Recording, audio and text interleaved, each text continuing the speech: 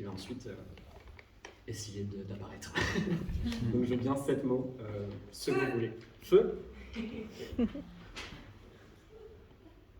Radioactif. Radioactif. Balise. Balise. Cruel. Cruel. Algue. Algue. Radical. Il y a les deux derniers, oracle et radical, c'est ça? Ouais. Ok, oracle et radical. Merci beaucoup. Juste avant de commencer, je vais vous demander une dernière chose. Mon narrateur qui arrive pour l'histoire à venir aura besoin d'une émotion, donc celle de votre choix. Juste une émotion, n'importe laquelle. La colère. La colère? Nickel. Du coup, pour rappel, les mots sont feu, radioactif, balise, cruel, algue, oracle et radical. Et la notion, la colère.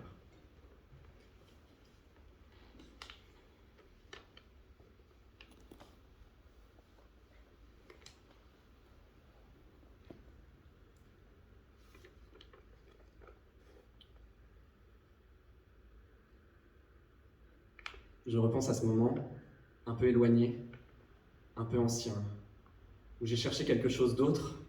J'ai traversé les océans, j'ai traversé les montagnes, je suis parti à la recherche de quelqu'un qui pourrait me guider, qui pourrait me dire quelque chose que je ne sais pas, quelque chose sur moi, quelque chose sur l'ailleurs, quelque chose sur le monde qui donne un peu de cohérence à tout ça. Parce que j'ai jamais vraiment réussi à trouver de la cohérence dans tout ça. J'ai jamais réussi à trouver de l'ordre, jamais réussi à trouver de l'ordre en moi, une logique, une cohérence, quelque chose qui lirait tout, quelque chose qui serait un béton, quelque chose qui pourrait me rassurer, me rassembler, qui pourrait me dire tu peux aller là-bas. J'avais besoin de quelque chose qui me rassure. Alors pour pas déborder, pour pas exploser, je suis allé à la rencontre d'un oracle. Un oracle, quelqu'un qui pourrait me rassurer. Je suis allé le voir et je lui ai seulement demandé, avec les yeux, une solution qu'il ne m'a pas donnée. Il a simplement ri. Il a ri de ce rire absolument détestable, ce rire de quelqu'un de très ancien, de quelqu'un qui a tout vécu et qui sait que ça n'a pas de sens et qui sait qu'il n'y aura pas de réponse à des questions. Il préfère des questions très concrètes, il préfère des questions qui attendent une réponse toute simple, très factuelle, peut-être un oui, peut-être un non, peut-être une chose, un objet, une odeur, mais certainement pas une question générale, pas une question de fond. L'oracle, lui, il est là pour mettre des pansements, il n'est pas là pour construire, il n'est pas là pour bâtir. Il a besoin de quelque chose de simple, de quelque chose à régler. Et ça, c'est pas quelque chose qu'on peut régler, c'est quelque chose qu'on a trouvé en soi. Alors l'oracle, il m'a rayonné, il m'a dit de partir. Ça m'a un peu énervé. Alors je suis resté et moi j'ai trouvé quelque chose pour lui. S'il n'était pas capable de trouver quelque chose dans sa grotte, un peu abandonnée, moi j'allais lui proposer de trouver de l'ordre autre part. J'ai pris des allumettes, j'ai pris une bûche, j'ai commencé un incendie. J'ai lancé le feu, sa grotte s'est embrasée d'un jour nouveau. Il a fui, ça partait dans tous les sens, des brindilles, des segments.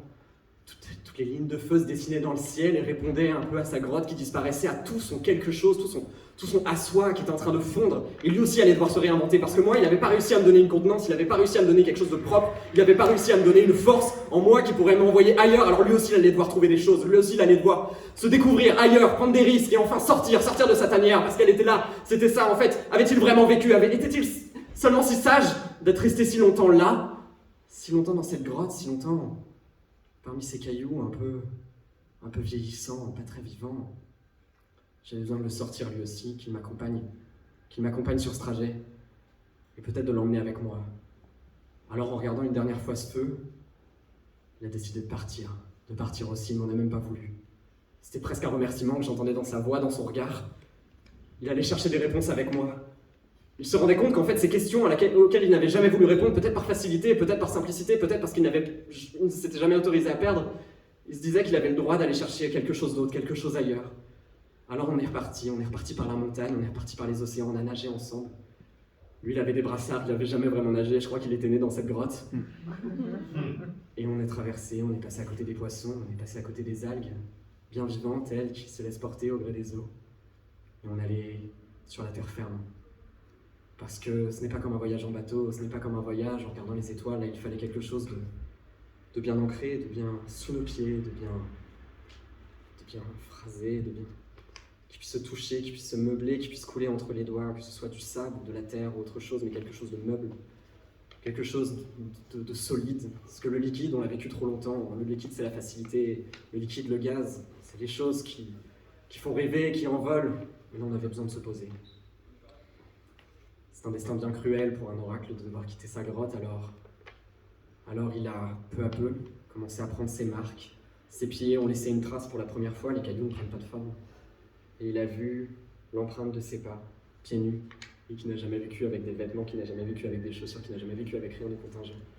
Et là, il voyait l'empreinte de ses pieds, d'abord sur le sable, puis sur la terre meuble, qui est en train de disparaître. Il voyait qu'il pouvait créer des formes aussi, il se découvrait artiste tout à coup. Alors, il a changé radicalement de posture. Il est devenu complètement en colère, lui aussi. Il s'est dit qu'il était passé à côté de tout ça si longtemps. Il s'est rendu compte que le monde offrait des possibilités aussi bêtes que laisser des empreintes, aussi bêtes que laisser des traces, aussi bêtes que laisser un sillon dans son passage, aussi bêtes que ne pas simplement être quelqu'un qui répond et qui laisse des phrases en l'air, mais quelqu'un qui pose, quelqu'un qui forme, quelqu'un qui crée des choses. Alors il a voulu y aller. Il a voulu y aller, il a couru en rond comme un fou, il a tenté plein de formes, il a tenté de laisser des traces un peu de tous les côtés, il a commencé à créer des mosaïques sur le sol, et les passants qui étaient là regardaient d'un œil un peu nouveau cet homme qui semblait si vieux et en même temps si jeune. On voyait en lui ressurgir l'enfant, celui qui était sur la plage pour la première fois et qui, tout en regardant l'horizon, tout en regardant l'impensable, c'est cet univers qui nous rappelle qu'il y a un endroit où on ne pourra jamais aller. Alors lui, il était là et il traçait des formes comme un rituel. Et il s'est décidé à aller plus loin. Son univers n'était plus fini. Son univers pouvait aller bien plus loin et il comprenait que la Terre était ronde alors qu'il y avait beaucoup plus de choses à aller chercher. Il a commencé à poser des balises parce que, en fait, chacun de ses pas, c'était ça, c'était une balise, c'était quelque chose qu'il voulait laisser pour les prochains. Il a commencé à prendre conscience des autres, de l'ailleurs, de tout ce qu'on pouvait laisser pour les autres, même si c'était aussi ridicule qu'une trace de pas. Il a compris que ça pouvait exister pour les autres et que ce message, même si pour lui il n'avait pas encore toute sa saveur, pas encore tout son sens, il pouvait exprimer des choses. Et il a senti tout le potentiel qu'il n'avait jamais senti. Lui qui était un répondant, il s'est senti tout à coup mentor, il s'est senti capable de laisser des messages qui diront quelque chose aux générations à venir. Parce qu'en même temps qu'il voyait tous ces passants, qu'il voyait tous ceux qui avaient l'habitude de cette démarche, il a pris conscience de sa finité, de son approche, bientôt d'un autre univers où il ne pourra plus laisser de traces. Alors il a voulu s'embraser une dernière fois. Il a voulu grandir tout à coup. Il a voulu devenir explosion, il a voulu devenir métal, il a voulu devenir balle qui hurle. Il s'est transformé en atome radioactif. Tout à coup, il était bombe. Et il a laissé tout autour de lui des filaments de couleurs qui ont commencé à se répandre en un immense champignon qui montait jusqu'au ciel, qui repassait la montagne, qui repassait les océans. Et partout autour de lui, il a lancé de la couleur jusqu'à ce que son dernier souffle lui intime l'ordre d'arrêter.